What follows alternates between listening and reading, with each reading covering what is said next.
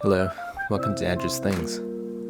I made this little cyclist loop recently, and I thought I'd dive into the project files to show you the mess I've made.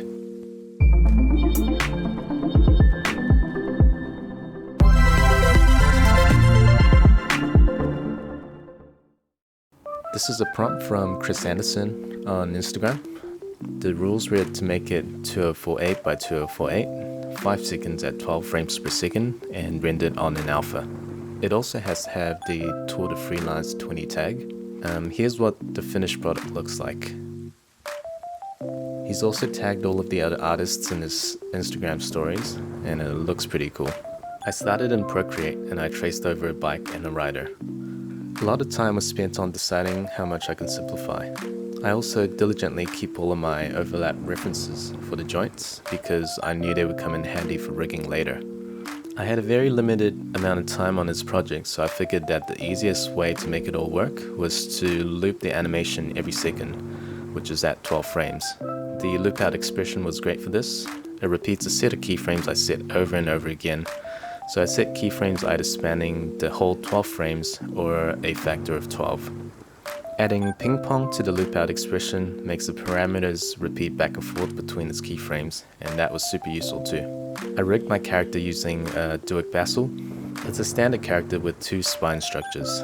I set the character up first and parented the controllers to a giant structure for the bike, which is parented to the wheels.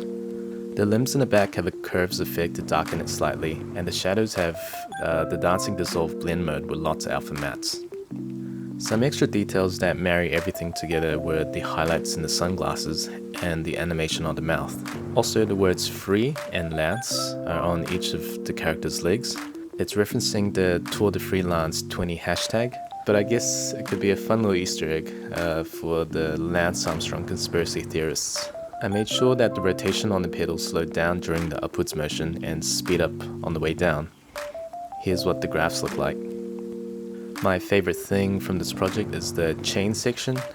It uses a wiggle path to give the line a little bit of movement. Then the rest of the movement is generated by animating the positions of a couple of the vertices, which are connected to the nulls and offset in time. So here's how it looks on the outside comp. The biggest mistake I made was probably on the lines of the wheels. I shouldn't have drawn the lines to be a multiple of 12. Since the rotation on the wheels is linear, it makes it look as if the wheels are changing shapes rather than rotating. Luckily, the treads on the tire do help break the illusion a little bit, but I'd probably change that next time. I managed to draw and animate the piece within 2 days. I was super happy with the movement for the rider, and it was much nicer than I had first envisioned.